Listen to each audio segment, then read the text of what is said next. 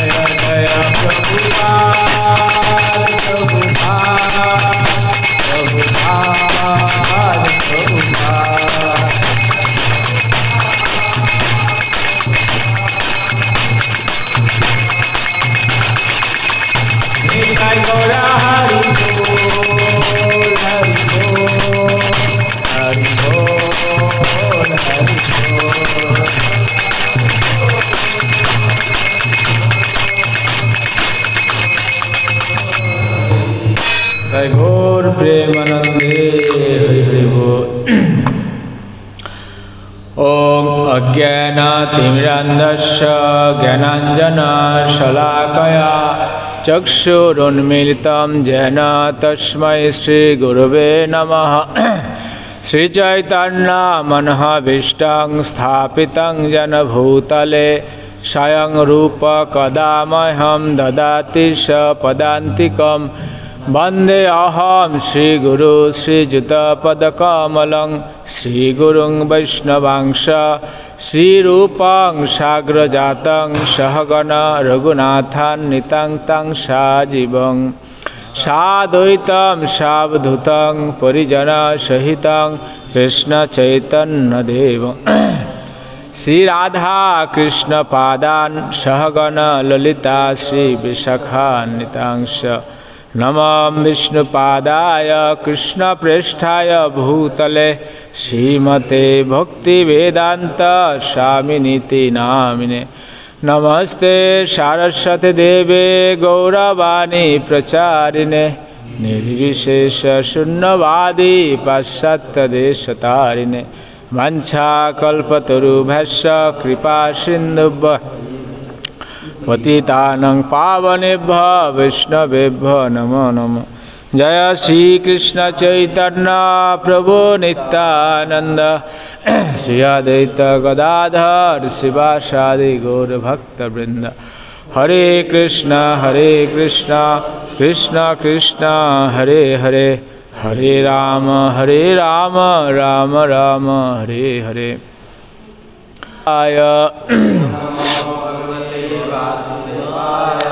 ओम नमो भगवते वासुदेवाय।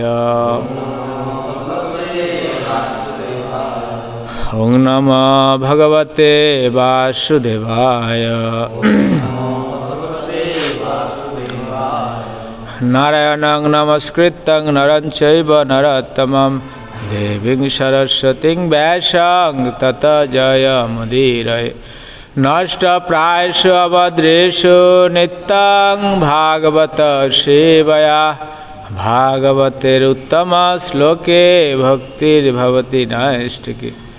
भूकं करोति वाचालं पङ्गुर्लङ्घयते गिरिं यत्कृपातमहं वन्दे श्रीगुरुदीनतारिणं परमानन्दमाधवं श्रीचैतन्यईश्वरं। हरि ओम तत्सत्। বংশ বিবরণ সম্বন্ধে আমাদের কার কি অভিজ্ঞতা আছে? আপনারা দীর্ঘদিন ধরে শুনে আসছেন, সবাই এক দুই কথা শেয়ার। প্রভু বলুন, ভারতের বংশ বিবরণ এটা কোথায় থেকে শুরু হয়েছে?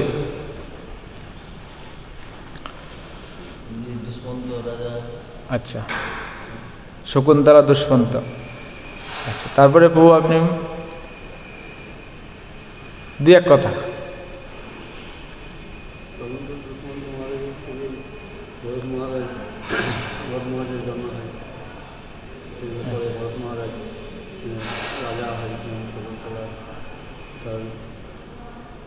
শকুন্তলার কাছে তার ছেলে থাকতো, দুষ্মন্ত রাজা চলে গেছিল, তখন তাকে আবার পরিচয় পেয়ে তাকে সেখানে নিয়ে যায় এবং তাকে রাজা হয়। ও আপনি দুই এক কথা, বেশি না। রাজা দুষ্মন্ত এবং তার পুত্র ভরত মহারাজ থেকে আসছে ভরদ্বাজের পাঁচ পুত্রের মধ্যে ছিলেন নরের দুই পুত্র হচ্ছে গুরু এবং সংকৃতি, এবং সংকৃতি দুই পুত্র গুরু ও রন্তিদেব। রন্তিদেবের কথা এই অধ্যায় বিবরণ করা। কার কথা? রন্তিদেব। রন্তিদেবী। প্রভু আপনি দুই এক কথা।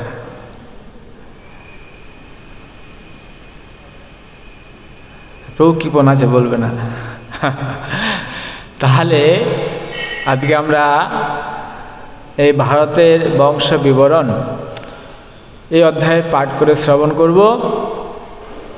আচ্ছা, আমাদের ভাগবতের দৃষ্টিকোণ থেকে কয়জন ভরতের নাম আছে? শকুন্তলার পুত্র এক ভরত। হ্যাঁ, আর কে আছেন? রামচন্দ্র ভাই ভারত। তো আমাদের ভাগবতের দৃষ্টিকোণ থেকে তিনজন ভরত আছে। আমাদের দেশের নাম যে ভারত হয়েছে, কোন ভরতের নাম অনুসারে? না, আমাদের ভাগবতের দৃষ্টিকোণ থেকে আমাদের দেশের ভারতের নাম হয়েছে ঋষভদেবের শতপুত্র, তার মধ্যে জ্যেষ্ঠ পুত্র ভরতের নাম অনুসারে আমাদের দেশের নাম হয়েছে ভারতবর্ষ। জয় ভারতবর্ষ কি জয়। তো আজকে আমরা শুধু শ্লোক এবং অনুবাদ 26 থেকে 36 পর্যন্ত শ্লোক আছে এই নবম স্কন্ধের 21 অধ্যায়, পরবর্তী অধ্যায় দ্বাবিংশতি অধ্যায় আজমিরের বংশ বিবরণ, সেটা 1 থেকে 20 পর্যন্ত শ্লোক আমরা পাঠ করে শ্রবণ করব। তাহলে বিস্তারিত আমাদের শ্লোকের বিবরণ আছে, কি শ্লোক তারপরে অনুবাদ। হ্যাঁ, না শুধু অনুবাদ না, যাবে না, শুধু অনুবাদ পড়ে যাচ্ছে। 26 নম্বর শ্লোকের অনুবাদ। মহর্ষি যোগীশ্বরের উপদেশে বিশক সেনের যোগশাস্ত্র রচনা করেছিলেন। বিশক সেন থেকে উৎকর্ষণের জন্ম হয় এবং উৎকর্ষণের থেকে ভল্লাটের জন্ম হয়। এরা সকলেই বৃহদ্দিশুর বংশধর। মানে কার থেকে কার, কার থেকে কার, সেভাবে একজন বংশ পরিচয় দিচ্ছেন। শ্লোক নাম্বার 27। দ্বিমিরের পুত্র যবনর এবং তার পুত্র কৃতিমান, কৃতিমানের পুত্র সত্যধৃতি নামে বিখ্যাত হয়েছিলেন। সত্যধৃতি থেকে ধীরনেমি নামক পুত্রের জন্ম হয় এবং ধীরনেমি সুপার্শ্বের পিতা। শ্লোক 28 এবং 29। সুপার্শ্ব থেকে সুমতি, সুমতির পুত্র স্বর্ণতিমান, স্বর্ণতিমান থেকে কৃতি জন্ম করেন। তিনি ব্রহ্মার কাছ থেকে যোগ শক্তি লাভ করে সামবেদের প্রাচ্যসামের দুটি সংহিতা শিক্ষা দান করেন। কৃতির পুত্র নিপ থেকে উদ্গ্রায়ুধ, উদ্গ্রায়ুধের পুত্র ক্ষেম্য, ক্ষেম্যের পুত্র সুরীব এবং সুরীবের পুত্র রিপুঞ্জন। শ্লোক নাম্বার 30। রিপুঞ্জয় থেকে বহুরথ নামক এক পুত্র উৎপন্ন হয়। পুরবীর নিঃসন্তান ছিলেন। আজমিরের নলিনী নাগ্নি ভার্যার গর্ভে নীলের জন্ম হয়। নীলের পুত্র শান্তি। শ্লোক নাম্বার 31 এবং 33। শান্তির পুত্র সুশান্তি, সুশান্তির পুত্র পুরুজ এবং পুরুজের পুত্র অর্ক। অর্ক থেকে ভর্মাশ্ব এবং ভর্মাশ্ব থেকে মৃদগল, জবিনর, বৃহদ্দিশ্য, কালপিপল্ল এবং সঞ্জয় নামক 5 পুত্রের জন্ম হয়। ভর্মাশ্ব তার পুত্রদের বলেছিলেন, হে পুত্রগণ, তোমরা আমার 5টি রাজ্যের ভার গ্রহণ করো, কারণ তোমরা সেই কার্য সম্পাদনে সমর্থ। এই কারণে তার পঞ্চপুত্র পঞ্চনল নামে অভিহিত হন।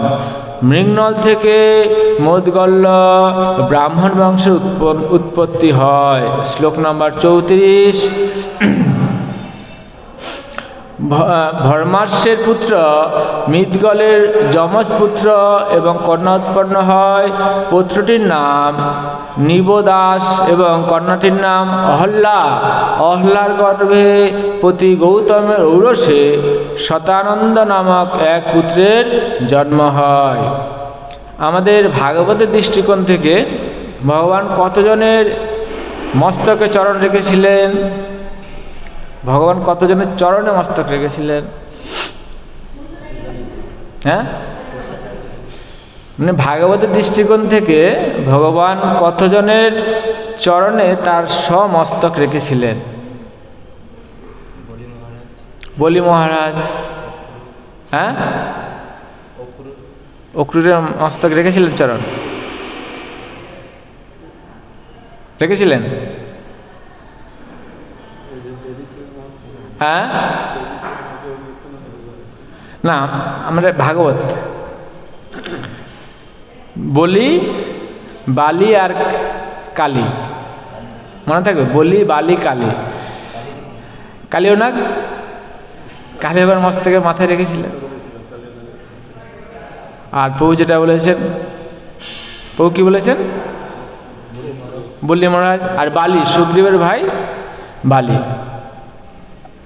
তো আমরা বৃন্দাবন 84 কোষ ব্রজমণ্ডল পরিক্রমায় গিয়েছিলাম।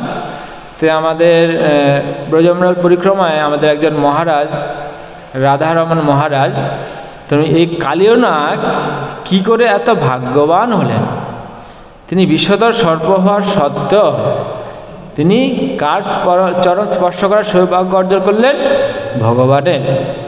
তো ওই কালীয়নাগের স্ত্রীরা ভগবানকে বললেন যে, প্রভু, যুগ যুগ ধরে মনি ঋষিরা আপনাকে ধ্যানে নাগালে পায় না, যুগ যুগ ধরে সাধকরা আপনাকে নাগালে পায় না, তপস্বীরা তপস্যা করে আপনাকে সিদ্ধি করে লাভ করতে পারে না, কিন্তু আমার প্রতি তো বিষধর সর্প বিষ উদ্গীপ করে আপনাকে দংশন করছে, কিন্তু তা সত্ত্বেও আমার প্রতি কি সৌভাগ্য অর্জন করলো যে আপনি আপনার শ্রীচরণ আমার পতির মস্তকে ধারণ করলেন।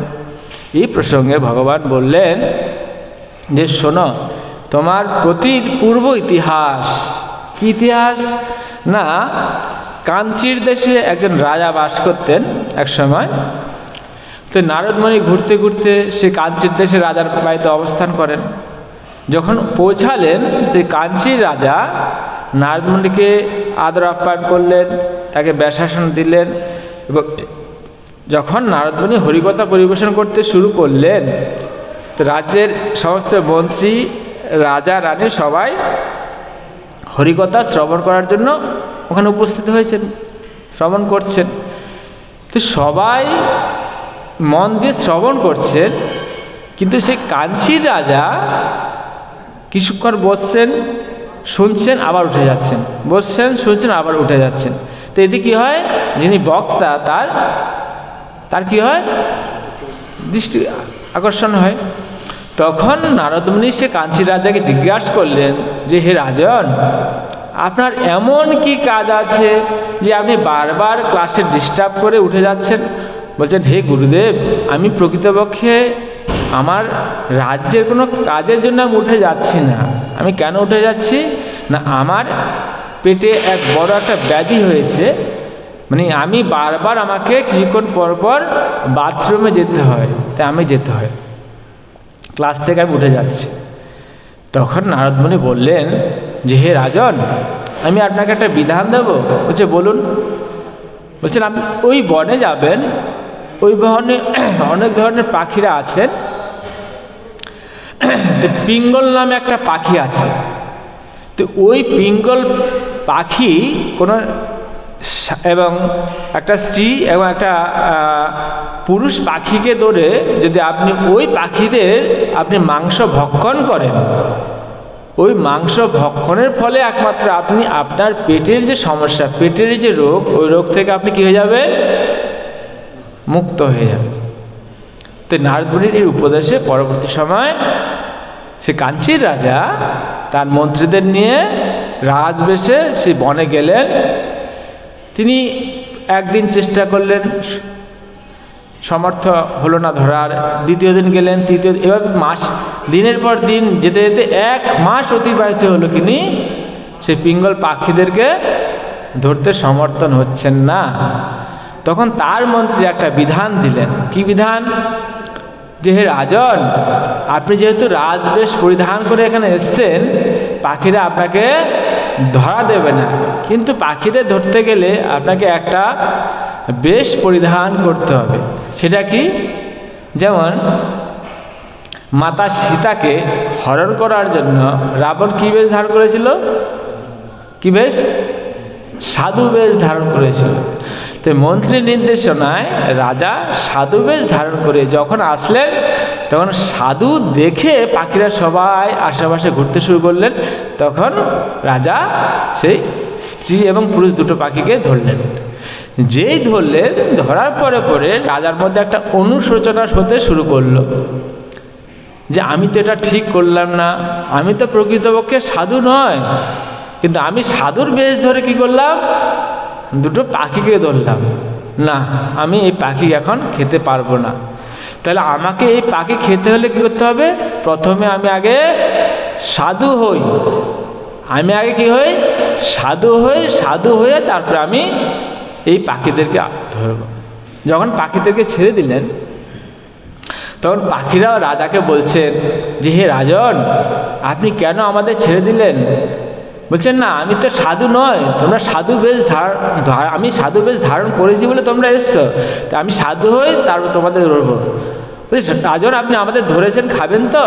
আপনি ইচ্ছা করলে তো আমাদের মারতে পারতেন, কিন্তু আপনি রাজা, কিন্তু আমাদের মারলেন না, আপনি আমাদের প্রাণ ফিরিয়ে দিলেন, তো আমরা আপনাকে আপনার পেটের রোগের নিরাময়ের একটা ওষুধ আমরা দিতে পারি, বা এর রোগ থেকে কি করে মুক্ত হবেন তার জন্য আমরা একটা বিধান দিতে পারি। বলছে কি বিধান বলো? বলছে ওই কিছু দূরে একটা বন আছে, ওই বনের মধ্যে একটা কুণ্ড আছে, কুণ্ডের তীরে একটা বৃক্ষ আছে, বৃক্ষের মধ্যে একজন ঋষি তপস্যা করছে। তো আপনি ওই কুণ্ডে গিয়ে স্নান করে যদি ওই ঋষির চরণামৃত আপনি আস্বাদন করতে পারেন, তাহলে একমাত্র এই চরণামৃতের মাধ্যমে আপনার পেটের সমস্ত রোগ থেকে আপনি মুক্তি লাভ করবেন।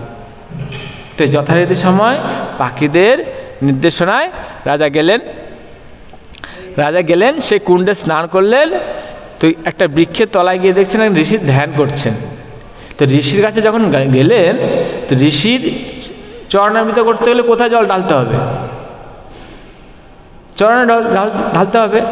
তো যখন ডান চরণটায় জল ঢালতে যাবেন, এত দুর্গন্ধ সমগ্র বনটাকে প্রভাবিত করে দিল দুর্গন্ধে, মানে বমি আসবে। আর জল ঢেলে চরণামৃত কী করে খাবেন? তখন বলছে, না হে ঋষিবর, আপনার বাম চরণটা আমাকে দিন, আমি আপনার বাম চরণটা অভিষেক করব। তো যখন বাম চরণটা বের করে দিলেন, বাম চরণটা ডান চরণ থেকে আরও ভয়ঙ্কর পরিস্থিতি, পোকা কিরমির করছে, আর এত দুর্গন্ধ তিনি ওখানে থাকতে পারছেন না। এটাকে অভিষেক করে চরণামৃত খাতা দূরের কথা, কিন্তু পেটের রোগ সারাতে হবে, তাই তিনি কী করলেন, বাধ্য হয়ে জল ঢাললেন। আর জল ঢালার পর হাতে একটু জল চরণামৃত একটু স্পর্শ করে শুধু সামান্য একটু জিভে টাচ করলেন, আর ওই চরণামৃতটা তার মস্তকে ধারণ করলেন। তো ঋষি ক্রোধান্বিত হয়ে গেলেন যে, হে রাজন, আপনি আপনার পেটের রোগ থেকে মুক্ত হতে এসেছেন, তো আপনার চরণামৃতের প্রতি এত অশ্রদ্ধা, তাই আমি আপনাকে অভিশাপ দিচ্ছি। যেহেতু আপনি অশ্রদ্ধার সহিত আমার এই চরণামৃত কোথায় ধারণ করেছিলেন? জিভে ধারণ করেছেন, তাই আপনার মুখ থেকে কি নির্গত হবে? বিষ নির্গত হবে। কিন্তু শ্রদ্ধার সহিত আপনি যদি চরণামৃত কোথায় ধারণ করলেন? মস্তকে ধারণ করলেন, তা আপনার ওই মস্তকে কৃষ্ণচন্দ্র ভগবান একদিন আপনার মস্তকে তার চরণ স্পর্শ করবেন। এ হচ্ছে কাহিনী, যে আমাদের শ্রীশ্রীমৎ রাধানাথ স্বামী গুরু মহারাজ বললেন, এই যে কালীয়নাথ এত ভাগ্যবান কি করে হলেন? তিনি এক ঋষির একদিকে আশীর্বাদ, একদিকে অভিশার ফলে লাভ করেছিলেন। তার শ্লোক নাম্বার 35, আমাদের 8টায় শেষ না? সত্যানন্দের পুত্র সত্রধীতি ধনুর্বিদ্যায় অত্যন্ত পারদর্শী ছিলেন। সত্রধীতির পুত্র শরদ্দান উপর্ষিকে দর্শন করে তার বীর্য স্খলিত হয়ে স্বর্ঘাসের গুচ্ছে পতিত হয়। সেই বীর্য থেকে সর্বমঙ্গলময় একটি পুত্র ও একটি কন্যার জন্ম হয়। শ্লোক নাম্বার 36। মহারাজ শান্তনু মৃগয়া করতে গিয়ে সেই যমজ পুত্র এবং কন্যাটিকে দর্শন করে কৃপাপূর্বক তাদের গৃহ গিয়ে নিয়ে আসেন, এবং তার ফলে বালকটির নাম হয় কৃপ এবং বালিকাটির নাম হয় কৃপি। কৃপি পরবর্তীকালে দ্রোণাচার্যের পত্নী হয়েছিলেন। ইতি শ্রীমদ্ ভাগবতের নবম স্কন্ধের ভারতের বংশবিবরণ নামক 21 অধ্যায়ে ভক্তি বেদান্ত তাৎপর্য সমাপ্ত। এবার আমাদের শুরু হবে 22 অধ্যায়, আজমিরের বংশবিবরণ। এই অধ্যায় দীপদাসের বংশধরের বর্ণনা করা হয়েছে। এখানে ঋক্ষ বংশোদ্ভূত জরাসন্ধের বর্ণনা করা হয়েছে এবং দুর্যোধন, অর্জুন প্রভৃতির কথাও কীর্তিত হয়েছে। না দিবদাসের পুত্র মিত্রায়ু, মিত্রায়ু থেকে চবন, সুদাস, সহদেব এবং সমক্ষ নামক 4 পুত্র উৎপন্ন হয়। সমকের 100 পুত্রের মধ্যে কনিষ্ঠ পিশত থেকে দ্রুপদ জন্মগ্রহণ করেন। দ্রুপদের কন্যা দ্রৌপদী এবং পুত্রদের মধ্যে জ্যেষ্ঠ ছিলেন ধৃষ্টদ্যম্ন। ধৃষ্টদ্যম্নের পুত্র ধৃষ্টকেতু। আজমিরের আর এক পুত্রের নাম ঋক। ঋক থেকে সংবরণ এবং সংবরণ থেকে কুরুক্ষেত্রের রাজা কুরুর জন্ম হয়। কুরুর পরীক্ষী, সুধন, ঋজু এবং নিষদ নামক 4 পুত্র। সুধনু থেকে পৌত্রাধিকের সুমহত্র, চর্বণ, কৃত্তি ও উপরিচর বসুর জন্ম হয়। উপরিচর বসুর বৃহদ্রথ, কুশাম্ব, মৎস্য এবং প্রত্যগ্র এবং চেদিপ আদি পুত্রগণ চেদি দেশের রাজা হন। বৃহদ্রথের বংশ পরম্পরাক্রমে কুশাগ্র, ঋষভ, সত্যহিত, পুষ্পবান, জহু, জরাসন্ধর, সহদেব, সমাপি এবং শ্রুতস্রাবার জন্ম হয়। কুরুর পুত্র পরীক্ষী নিঃসন্তান ছিলেন। পরীক্ষী জহুর বংশ পরম্পরায় সুরত, বিদুরথ, সার্বভৌম, জয়সেন, রাধিক, আয়ুতায়ু, আক্রোধন, দেবাতিথি, ঋক, দিলীপ এবং প্রতীপের জন্ম হয়। নামগুলি খুব কঠিন। প্রতীপের পুত্র দেবাপি, শান্তনু এবং বাহিক। দেবাপি বনে গমন করলে তার কনিষ্ঠ ভ্রাতা শান্তনু রাজা হন। শান্তনু কনিষ্ঠ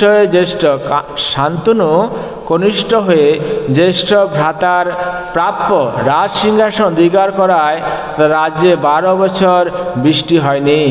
তখন ব্রাহ্মণদের উপদেশে শান্তনু দেবাপিকে রাজত্ব প্রদান করতে প্রস্তুত হন, কিন্তু শান্তনুর মন্ত্রীর ষড়যন্ত্রে দেবাপি রাজা হওয়া অনুপযুক্ত বলে প্রতিপন্ন হন।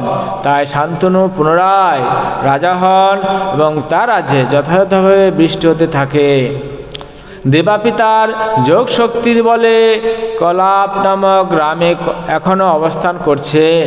কলিযুগে চন্দ্রবংশ বিনষ্ট হলে সত্যযুগের প্রারম্ভে দেবাপি চন্দ্রবংশের পুনঃস্থাপন করবেন।